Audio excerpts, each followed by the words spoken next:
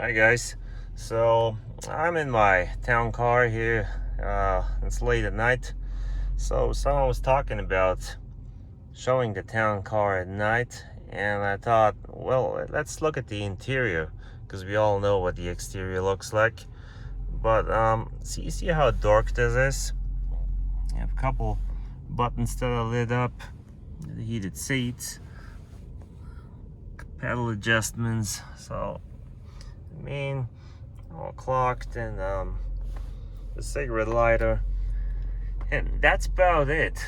I mean, compared to new vehicles, it is very dark in here. There's no ambient lighting or anything. Look at the back, it's dark.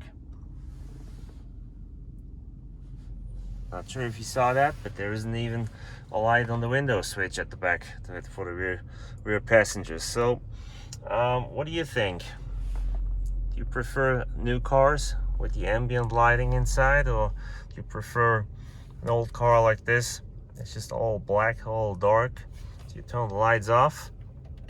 There you go. That's it. Nothing else is lit up. You can sit in here in the dark and nobody can see you. So let me know what you think. Have a good night.